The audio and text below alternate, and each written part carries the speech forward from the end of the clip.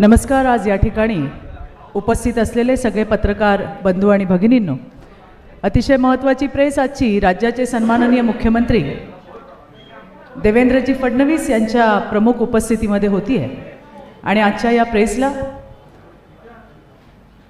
शिवसेनेच्या नेत्या नीलमताई गोरे, राष्ट्रवादीच्या मंत्री आमच्या आदितीताई तटकरे, भारतीय जनता पार्टीचे आमचे सन्माननीय प्रदेशाध्यक्ष रविदादा, शिंदे सेनेच्या खासदार ज्योतिताई वाघमारे, त्याचबरोबरीने मुंबईच्या महापौर रितुताई तावडे, मंत्रिमंडळातील मंत्री महोदय सन्माननीय महोदया मेघनाताई बोर्डीकर आणि त्याचबरोबरीने IMCच्या प्रेसिडेंट सुनीता रामनाथकर हे उपस्थित आहे. मी सन्माननीय मुख्यमंत्र्यांना विनंती करते की त्यांनी आजच्या प्रेसला सुरुवात करावी.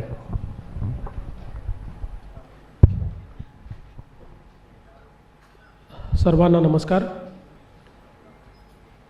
आज अतिशय महत्त्वाच्या विषयावर या ठिकाणी मी बोलतोय. आपल्याला कल्पना आहे की 17 एप्रिल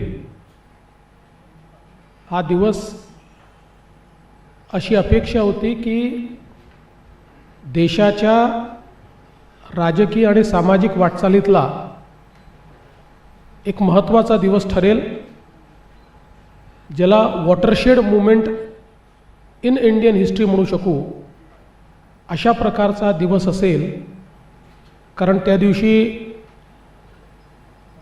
महिला आरक्षणाचं विधेयक हे मंजूर होणार होतं आणि सर्व लोक याला मदत करतील अशा प्रकारची अपेक्षा देखील होती.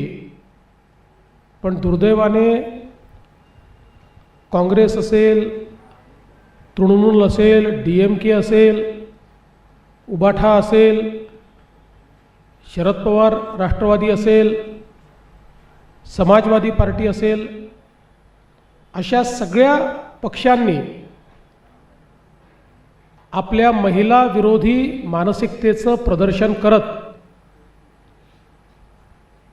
या विधेयकाला आवश्यक ते 2/3 मतं मिळू दिले नाहीत. 70 कोटी महिलांचा विश्वासघात करत या विधेयकाची भ्रूणहत्या ही विरोधकांच्या वतीनं करण्यात आली. आणि त्याहीपेक्षा वाईट की अशा प्रकारची हत्या केल्यानंतर जो आनंदोत्सव त्यांनी साजरा केला तो एक प्रकारे भारतातल्या समाजसुधारकांच्या विचारांवर केलेलं तांडव होतं. मला अतिशय दुःख आहे की महात्मा ज्योतिराव फुले यांची 200वी जन्मशताब्दी ज्या वर्षी चाललेली आहे त्या वर्षी महात्मा ज्योतिराव फुलेंच्या विचारांना तिलांजली देण्याचं काम झालं. आणि त्यामध्ये भाषणापुरतं महात्मा ज्योतिराव फुलेंची नावं घेणारी ही सर्व पक्ष पूर्णपणे एक्सपोज झालेली आहेत. सभागृहामध्ये 3 विधेयकं मांडण्यात आली होती. 134वं संविधान दुरुस्ती विधेयक, परिसीमन विधेयक आणि केंद्रशासित प्रदेश याकरता हे लागू करण्याचे विधेयक. खरं म्हणजे आपल्याला कल्पना असेल 1976ला जेव्हा देशामध्ये डिलिमिटेशन झालं त्यावेळी संविधान संशोधन करून आपण निर्णय घेतला की 1971ची लोकसंख्या फ्रीज ठेवून 2000 सालापर्यंत डिलिमिटेशन होणार नाही. आणि या संदर्भात 2002 साली जेव्हा डिलिमिटेशन कमिशन तयार झालं त्याहीवेळी विशेषतः जे दक्षिणेतली राज्ये आहेत त्यांच्यावर अन्याय होऊ नये महाराष्ट्रही त्यातलं एक राज्य आहे की ज्यांनी पॉप्युलेशन कंट्रोल केला, त्यांच्यावर अन्याय होऊ नये म्हणून 2002 साली माननीय अटल बिहारी वाजपेयीजी यांनी पुन्हा त्याला 20 वर्षाची वाढ दिली आणि 71च्याच लोकसंख्येवर 2002 साली डिलिमिटेशन केल्यामुळे राज्याअंतर्गत डिलिमिटेशन झालं. देशाच्या एकूण जागा ज्या आहेत त्यात कुठलाही बदल झाला नाही. परंतु 2023 साली ज्यावेळी महिला आरक्षणाकरता संविधान संशोधन झालं, त्यावेळी त्या संविधान संशोधनाच्या माध्यमातून सेन्सस आणि डिलिमिटेशन या दोन्ही पूर्ण करून त्या ठिकाणी हे विधेयक लागू करण्यात येईल असं संविधान संशोधन झालं. याचा अर्थ परवा जी विधेयकं आली ती काही अचानक आलेली विधेयकं नाहीत. 2023च्या संविधान संशोधनाप्रमाणे ती विधेयकं त्या ठिकाणी आलीत. आता यात अंतर काय होतं? अंतर एवढंच होतं की त्यावेळी असं वाटत होतं की सेन्सस हे पूर्ण होऊन जाईल, परंतु कोविडमुळे सेन्सस हे 2027 पर्यंत पूर्ण होईल. आणि मागचा अनुभव पाहता 2002ला सुरू झालेली डिलिमिटेशनची ॲक्टिव्हिटी 2008 साली संपली. त्यामुळे 2027ला डिलिमिटेशनची ॲक्टिव्हिटी ही जर त्या ठिकाणी 27 म्हणजे ती 28ला सुरू होईल, कारण सगळी आकडेवारी फायनल होतपर्यंत 28 उजाडेल, तर ते 2029ला कधीच लागू होऊ शकणार नाही. आणि म्हणूनच संसदेने जो निर्णय 2023ला घेतला होता त्या निर्णयाच्या अनुरूप या ठिकाणी डिलिमिटेशन करायचं आणि ते 2011च्या सेन्ससनी करायचं, म्हणजे कुठल्याही परिस्थितीमध्ये 2029ला महिला आरक्षण विधेयक हे लागू होईल आणि पहिल्यांदा संसदेत महिला निवडून येतील अशा पद्धतीनं शुद्ध भावनेने याची रचना करण्यात आली होती. दुसरं, संविधानाने जी जबाबदारी टाकली होती 1976 साली आणि 2002 साली, त्या दोन्हीप्रमाणे परिसीमन करणं गरजेचं होतं. 23 प्रमाणे परिसीमन गरजेचं होतं. आणि महत्त्वाचं की संख्या वाढ ही 2000 साली अपेक्षित होती, पण 2000 साली ती आपण 2022 नंतर नेली. आणि त्याचं कारण काय होतं, तर प्रत्येक वेळी दक्षिणेतली राज्य ही ऑब्जेक्शन घ्यायची की आम्ही पॉप्युलेशन कंट्रोल केला त्यामुळे आमच्यावर अन्याय होईल. आणि म्हणून त्याही संदर्भात एक अत्यंत महत्त्वाचा निर्णय हा या डिलिमिटेशनमध्ये घेण्यात आला. आणि तो निर्णय असा घेण्यात आला की त्या राज्यांमध्येच जितक्या लोकसभेच्या आणि जितक्या विधानसभेच्या जागा आहेत त्याच्यात 50% वाढ होईल. म्हणजे मग कुठल्याही राज्यावर अन्यायाचा विषय संपला.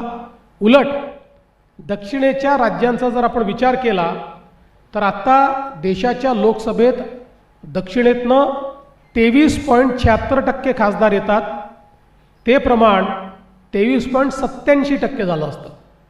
हे मार्जिनली वाढलं असतं, ते कमी झालं नसतं. आणि सगळ्यात महत्त्वाचं काय, हे करणं का गरजेचं आहे, पीपल्स रिप्रेझेंटेशन ॲक्टमध्ये आपण लोकांना त्यांचे प्रतिनिधी लोकसंख्येच्या आधारावर गट पाडून निवडून देतो. ज्यावेळी भारताच्या लोकसभेमध्ये 242 + 1 243 जागा, 542 + 1 543 जागा, ज्यावेळी 543 जागा भारताच्या संसदेत असतील असं 1971 ठरलं, त्यावेळी भारताची लोकसंख्या होती 45 कोटी. आणि म्हणून अतिशय विन विन फॉर्म्युला आपण काढला. सगळ्यांचं मत होतं जागा वाढल्या पाहिजेत, पण नॉर्थ साऊथ डिवाइड होईल, नॉर्थ साऊथ डिवाइड ही पूर्णपणे त्या ठिकाणी मोदीजींनी अवॉइड केली, सगळ्यांना समान संधी दिली आणि लेवल प्लेइंग फील्डवर आणून अशा पद्धतीचा निर्णय हा मोदीजींनी घेतला होता. पण 2023 साली ज्या लोकांनी याला समर्थन दिलं की डिलिमिटेशन हे सेन्सस नंतर होईल, डिलिमिटेशन हे कशा पद्धती महिला आरक्षण विधेयक हे डिलिमिटेशन आणि सेन्सस प्रमाणे लागू होईल, त्याच लोकांनी हे लक्षात आल्याबरोबर की आता NDAकडे 2/3 मेजॉरिटी नाही आहे, सरड्यासारखा रंग बदलला, आपले खरे दात बाहेर काढले आणि या विधेयकाच्या विरोधात मतदान केल्यामुळे विधेयकाच्या बाजूने 298 आणि विरोधात 231 मतं पडली आणि जर 2/3 मेजॉरिटीचा विचार केला तर 352 मतांची आवश्यकता होती. त्यामुळे मेजॉरिटी मिळाली पण 2/3 मेजॉरिटी मिळाली नाही आणि हे विधेयक या ठिकाणी मंजूर होऊ शकलेलं नाही. याचा परिणाम काय आहे? याचा परिणाम असा आहे की लोकशाहीमध्ये महिलांच्या सहभागितेचा मृत्यू झालेला आहे, त्याची हत्या झालेली आहे आणि त्याचे हत्यारे हे सगळे विरोधी पक्ष आहेत की ज्यांनी या सर्व आमच्या नारी शक्तीचा मोठा अपमान केला आहे. विशेषतः जगातल्या अनेक लोकशाहीमध्ये ज्यावेळी मोठ्या प्रमाणात महिलांची सहभागिता वाढते त्याचवेळी भारतामध्ये मात्र ती वाढू नये असा प्रयत्न करणं, विधानसभा आणि लोकसभांनी स्थानिक स्वराज्य संस्थेमध्ये आरक्षण लागू करायचं आणि त्यांच्याकडे आरक्षण लागू करायची वेळ आली की पुरुषी मानसिकता, रिग्रेसिव्ह मानसिकता ही समोर आणत दरवेळी ते हाणून पाडायचं. यावेळेसही त्यांनी ते हाणून पाडलेलं आहे. यांना महिलांना आरक्षण द्यायचंच नाही आहे, कसंही करून त्यांना विरोध करायचा आहे. आणि याचा दुसरा परिणाम काय झाला? केवळ महिला नाही तर ज्यावेळी या जागा वाढल्या असत्या त्यावेळी अनुसूचित जाती आणि अनुसूचित जमातीच्या जागा देखील वाढल्या असत्या. त्याही जागा हे विधेयक नामंजूर झाल्यामुळे आमच्या अनुसूचित जाती अनुसूचित जमातीच्या जागा आणि प्लस अनुसूचित जाती अनुसूचित जमातीच्या महिलांच्या जागा याच्यावर देखील एक मोठी कुऱ्हाड या लोकांनी घातलेली आहे. आपण विचार केला तर अगदी संसदेचा विचार केला तर आज आपल्या संसदेत 73 महिला आहेत, त्याच्याऐवजी 273 महिला या आपल्या संसदेमध्ये गेल्या असत्या. पण निश्चितपणे हे जे काही काम यांनी केलेलं आहे हे अत्यंत चुकीचं आहे आणि ही नेहमीच काँग्रेस आणि त्यांच्या साथीदारांची ही नेहमीच प्रवृत्ती राहिलेली आहे. आपण बघितलं तर सातत्याने यांनी महिला विरोधी धोरणं घेतली. मग शहाबानूचं प्रकरण असेल, सर्वोच्च न्यायालयाचा निकाल होता एका गरीब महिलेला न्याय देण्याचा, त्याच्याकरता संविधान संशोधन करून सर्वोच्च न्यायालयाचा निकाल हा बदलणारी ही काँग्रेस पार्टी आहे. आणि खऱ्या अर्थानं जर आपण बघितलं तर मोठ्या प्रमाणात या ठिकाणी जे काही हे कार्य त्यांनी केलेलं आहे आणि आपण बघितलं असेल सरकारची तयारी किती होती. ते म्हणतात विरोधकांना सोबत घेतलं नाही. विरोधकांनी जेव्हा काही मुद्दे उपस्थित केले की हे मुद्दे या बिलामध्ये नाहीत, त्यांना वाटलं सरकार आडमुठी भूमिका घेईल. गृहमंत्री मोदयांनी सांगितलं मी 1 तासामध्ये ते अमेंडमेंट्स करून आणतो, तुम्ही पाठिंबा द्या. त्यानंतर मात्र त्यांची बोलती बंद झाली, कारण ते ठरवून आले होते की कुठल्याही परिस्थितीमध्ये आपल्याला या ठिकाणी हे बिल मंजूर होऊ द्यायचं नाही आहे. आपण जर बघितलं तर भारतीय जनता पक्षावर त्यांनी आरोप केला की तुम्ही काय केलं. मला सांगताना आनंद वाटतो, राजस्थानच्या पहिल्या महिला मुख्यमंत्री वसुंधरा राजे, मध्य प्रदेशच्या पहिल्या महिला मुख्यमंत्री उमा भारती, दिल्लीच्या पहिल्या महिला मुख्यमंत्री सुषमा स्वराज, गुजरातमध्ये पहिल्या महिला मुख्यमंत्री आनंदीबेन पटेल या भारतीय जनता पक्षाच्या काळात झालेल्या आहेत. त्या भारतीय जनता पक्षाच्या नेत्या होत्या. त्यामुळे आपण जर बघितलं तर त्यापूर्वी वर्षानुवर्ष या राज्यांमध्ये काँग्रेसचं राज्य होतं, पण एकाही महिलेला त्यांनी कधी मुख्यमंत्री बनवू दिलं नाही. म्हणून आज एक गोष्ट निश्चित आहे की हे जे पक्ष आहेत यांच्याकडे कुठलाही प्रतिवाद नाही. मी तर आज त्यांना ओपन चॅलेंज देतो, ओपन चॅलेंज, की माझ्या स्तरातल्या कुठल्याही त्यांच्या नेत्यांनी माझ्यासोबत महिला विधेयकाच्या संदर्भात ओपन डिबेट करावी. ओपन डिबेट की याच्यामध्ये काय चूक आहे, या पद्धतीत काय चूक आहे, याच्यावर ओपन डिबेट करावी. ते करणार नाहीत, करू शकत नाहीत. केवळ मुजोरी करायची आणि पळून जायचं, हे जे काही यांनी सुरू केलेलं आहे याच्या विरुद्ध देशभरात आणि महाराष्ट्रात आता महिलांचं एकत्रीकरण आम्ही करणार आहोत. आम्ही हे ठरवलं आहे की अशा पद्धतीनं जर महिलांच्या अधिकाराची भ्रूण हत्या होत असेल तर त्याच्या विरुद्ध लोकशाहीमध्ये जनमताचा रेटा ज्या दिवशी हे लक्षात येईल की आता महिलांना आपण तोंड दाखवू शकत नाही, महिलांना उत्तर देऊ शकत नाही, त्या दिवशी ही सर्व पक्ष वटणीवर येतील आणि महिला आरक्षण विधेयकाला हे मान्यता देतील. आणि म्हणून आम्ही महायुतीतले सगळे पक्ष आपापल्या परीने या संदर्भात जनमत एकत्रित करण्याचं काम करू, महिलांना संघटित करण्याचं काम करू. महाराष्ट्रातनं 1 कोटी महिलांच्या सह्या या आम्ही गोळा करणार आहोत या बिलाच्या समर्थनार्थ. त्यासोबत तालुका स्तरापर्यंत मोठ्या प्रमाणात जनजागृती करणार आहोत. उद्या भारतीय जनता पक्षाने एक या संदर्भातला मेळावा बोलवलेला आहे. आमच्या मित्रांना देखील आम्ही तिथे निमंत्रित करू. सगळे पक्ष एकत्रितपणे आणि आपापल्या परीनं महिलांमध्ये जनजागृती करून महिला विरोधी चेहरा काँग्रेस, महाराष्ट्रामध्ये काँग्रेस, शरद पवार राष्ट्रवादी आणि उबाठाचा हा जो महिला विरोधी चेहरा आहे, हा चेहरा आम्ही उघडा करू आणि निश्चितपणे एक असा जनमताचा रेटा तयार होईल की मुकाट्याने या सर्वांना महिला आरक्षण विधेयकाला समर्थन द्यावं लागेल.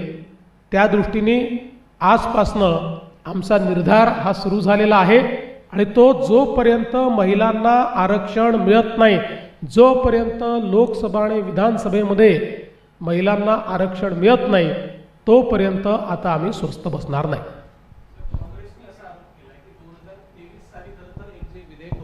ते मंजूर झालं होतं. आताचा जो कायदा होता तो घटना दुरुस्तीचा होता. मग आता नेमका कुठला कायदा सरकारला करायचा आहे असा प्रश्न काँग्रेसकडनं करण्यात आलाय. मला असं वाटतं की यापेक्षा बाळबोध प्रश्न काही असू शकत नाही. कारण असं आहे की 2023ला जो आपण कायदा केला होता किंवा जे संविधान संशोधन केलं होतं त्याच्यामध्ये आपण जे सेन्सस धरलं होतं ते 2026चं सेन्सस धरलं होतं. म्हणजे 2021चं सेन्सस जे पुढे होऊ शकलं नाही ते सेन्सस जर 28मध्ये पूर्ण झालं तर 29ला लागू होऊ शकणार नाही. म्हणून 2011चं सेन्सस उपलब्ध आहे, त्याप्रमाणे जर आपण केलं तर आपलं 2029मध्ये लागू होऊ शकतं. त्यानंतर 10 वर्षांनी पुढच्या सेन्ससनंतर त्याच्यामध्ये सेन्ससच्या आकडेवारीप्रमाणे इंटरनल जी काही त्या राज्यात ॲडजस्टमेंट आहे ती केली जाऊ शकते. त्याकरता जाणीवपूर्वक 10 वर्ष अशा पद्धतीनं महिलांचं आरक्षण थांबवणं योग्य नाही. म्हणून हे विधेयक आलं होतं. काँग्रेसला सगळं माहिती आहे. जर NDA जवळ 2/3 मेजॉरिटी असती तर हे विधेयक एकमताने झालं असतं. याला काँग्रेसने विरोध केला नसता, याला सपानी केला नसता, याला उबाठानी केला, कोणी याला विरोध केला नसता. त्यांना ही अपॉर्च्युनिटी दिसली, पण त्यांनी चुकीच्या ठिकाणी अपॉर्च्युनिटी शोधली. एखाद्या दुसऱ्या प्रश्नावर जर त्यांनी विधेयक पाडलं असतं तरी आपण मान्य केलं असतं, पण महिला अधिकार या ठिकाणी थांबवण्याचं जे त्यांनी काम केलं आहे ते निषेधार्ह आहे. सर, राहुल गांधी म्हणतायत की हा संविधानाचा विजय आणि पंतप्रधान नरेंद्र मोदींनी देशाची फसवणूक केली आहे, महिलांची फसवणूक केली, ते माफी मागा असं सांगतायत. त्यांनी ट्विट केलं.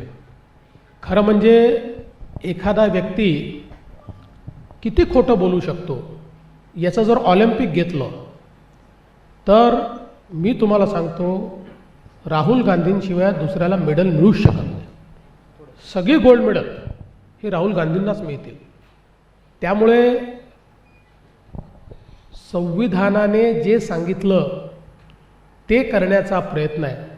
खरं म्हणजे आपण जर कॉन्स्टिट्यूशन ज्यावेळेस आपलं संविधान तयार झालं त्यावेळेस संविधान सभेच्या डिबेट जर बघितल्या तर भारतरत्न डॉक्टर बाबासाहेब आंबेडकर हे सर्वाधिक महिला रिप्रेझेंटेशन करता चिंतित होते आणि आग्रही होते.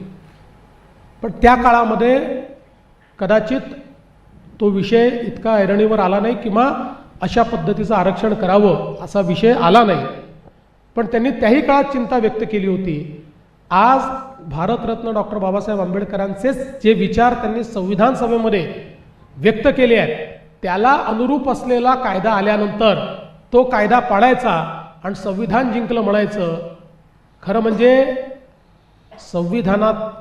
संविधानकारांच्या विचारांवरही एक प्रकारे काँग्रेसने घाला घातलेला आहे आणि महिलांना तर निश्चितपणे मागे टाकण्याचं काम त्यांनी केलं आहे.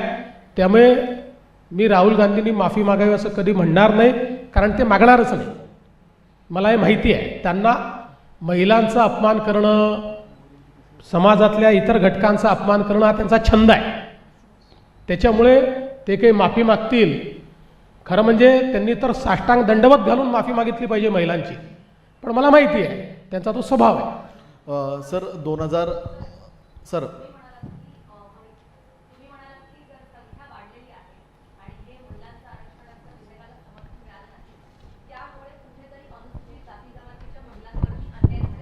मग जर 45 कोटी आधीची संख्या होती आणि 2011च्या सेन्सेसनुसार जर आरक्षण द्यायचं होतं, मग वंचितांची किंवा एकूणच OBC किंवा SC ST यांचं रिप्रेझेंटेटिव्ह नेमकं लोकसभेमध्ये कसं गेलं असतं किंवा विधानसभेत कसं गेलं असतं? ते असं गेलं असतं की 2011ची जी लोकसंख्या आहे ती लोकसंख्या इंटरस्टेट, जसं 2002 साली आपण केलं की महाराष्ट्रामध्ये विधानसभेच्या जागा 288 ठेवल्या, पण त्याच्यामध्ये जिथे लोकसंख्या वाढली आहे तिथल्या जागा वाढल्या. उदाहरणादाखल त्यावेळी विदर्भातली लोकसभेची एक जागा कमी झाली आणि ठाणे जिल्ह्यामध्ये ती जागा वाढली. अशा पद्धतीनं ते इंटरसे त्या ठिकाणी होतं. पण या जर 50% जागा वाढल्या असत्या तर समजा महाराष्ट्राचा विचार केला तर 13% SCच्या जागा, त्या वाढलेल्या जागात 13% अधिकचे SC निवडून आले असते. 9% 60% STच्या जागा, तेवढे जास्त STचे जे खासदार आहेत ते निवडून आले असते आणि त्यातल्या 30% परत वाढलेल्या याच्यात महिला निवडून आल्या असत्या. म्हणजे महिला आणि SC ST या दोघांवरही अन्याय केला. सर 2014 पासून आतापर्यंत पंतप्रधान नरेंद्र मोदींच्या काळातली सर्व विधेयकं एकमताने संमत होताना आपण पाहिली. मात्र आता सर हे विधेयक संमत होण्यासाठी स्पेशल सेशन भरवलं होतं. विरोधकांचं मतवर परिवर्तन करण्यामध्ये आपण कमी पडलो की विरोधकांना या विधेयकाला विरोधच फक्त करायचा होता? कल्पना नव्हती का की आकड्यांची वारी आणि ह्या सगळ्या गोष्टी होत असताना मुद्दामून ही उठाठेव केली गेली 5 राज्यांचे इलेक्शन पाहून, असं विरोधकांचा सूर काल ज्या सगळ्या ज्या प्रतिक्रिया दिसत होत्या त्यात दिसत होत्या. असं आहे की आपण जर या विधेयकाचा प्रवास बघितला तर आपल्या लक्षात येईल की यांची मानसिकता नेहमी हीच राहिली आहे. अटलजींनी हे विधेयक 3 वेळा आणण्याचा प्रयत्न केला या कुठल्याच पक्षांनी अटलजींना समर्थन दिलं नाही. अटलजीचं अल्पमताचं सरकार होतं. त्यानंतर ज्यावेळेस काँग्रेसचं सरकार होतं त्यावेळेस 2 वेळा विधेयक आलं. त्या दोन्ही वेळेस काँग्रेसला हे पारित करायचंच नव्हतं. त्यांनी राज्यसभेत पारित केलं, लोकसभेत आणलंच नाही. कारण त्यांना हे माहिती होतं की हे त्यांना लागू करायचं नाही आहे. आणि या सगळ्या पक्षांनी, म्हणजे आपल्याला तर माहिती आहे की मुलायमसिंग यादव, लालू प्रसाद यादव या सगळ्या लोकांनी तर त्या काळात ओपनली याचा विरोध केला, म्हणजे थेट भाषणं करून याचा विरोध केला. त्यामुळे या सगळ्यांची ही मानसिकता आहे आणि त्या मानसिकतेचं प्रतीक म्हणून काँग्रेस पार्टी आहे.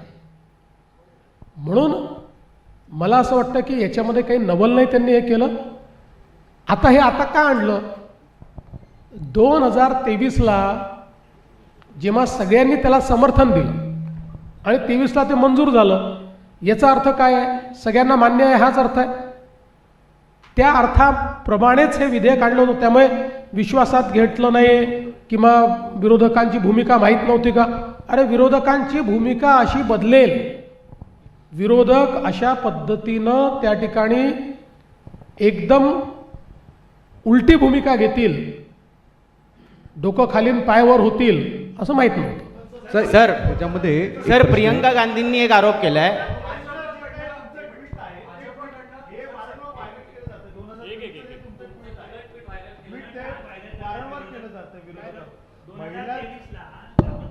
आरक्षण जे लागू झालं होतं ते ट्विट जे आहे तुमचं ते व्हायरल केलं जाते. राज्यातले अनेक विरोधक व्हायरल करतायत आणि म्हणतायत की हे जर बिल आधीच मंजूर झालं होतं मग आता हे नेमकं काय करायचं होतं असा प्रश्न उपस्थित मी करतात. याचं उत्तर पुन्हा दिलेलं आहे, पुन्हा देतो. तुम्ही संसदेत नाही त्यामुळे तुम्हाला न समजणं हे मान्य होऊ शकतं. पण जे संसदेत बसले आहे त्यांची अक्कल जर इतकी कमी असेल, म्हणजे मी कोणाला व्यक्तिगत म्हणत नाही आहे, पण अशा पद्धतीने जर ते विचार करत असतील तर मात्र देशाच्या संसदेचं काय होईल ही चिंता मला आहे.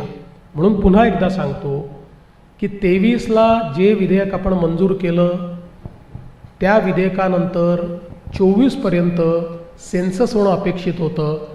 त्यानंतर डिलिमिटेशन होऊन 2029ला ते लागू झालं असतं, पण 27पर्यंत सेन्सस होऊ शकलेलं नाही. म्हणून केवळ आपण त्याच्यात एवढाच बदल करतो आहे की जे 21चं म्हणजे जे 24ला सेन्सस होणार होतं त्याच्याऐवजी 10 वर्ष आधीचं सेन्सस घ्यायचं, एवढंच आपण. आता यापूर्वीही 2008 साली जेव्हा आपण लागू केलं, 2009 साली 2001च्या सेन्ससने लागू केलं आहे ते.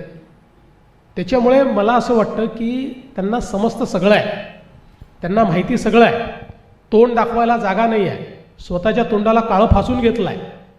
आणि आता आम्हाला ते बोलत आहेत, त्यांनी आरसा बघितला पाहिजे, त्यांचे काळे चेहरे, त्यांचे महिला विरोधी चेहरे हे त्यांना येतील. माझं ट्विट तेव्हाही करेक्ट होतं, माझं ट्विट आजही करेक्ट आहे. सर प्रियंका गांधींचं म्हणणं आहे, प्रियंका गांधी म्हणतात की हा मुद्दाच मुळात महिला आरक्षण विधेयकाचा नाही आहे, तर हा मतदारसंघ पुनर्रचनेचा आहे. त्या स्वतः महिला खासदार आहेत, विरोधी पक्षाच्या नेत्या सुद्धा आहेत. पण त्यांचं म्हणणं आहे की जातीनिहाय जनगणनाकडे दुर्लक्ष करण्यासाठी अशा पद्धतीचं जे विधेयक आणलेलं आहे त्याला विरोधक कधीच पाठिंबा देऊ शकणार नाही.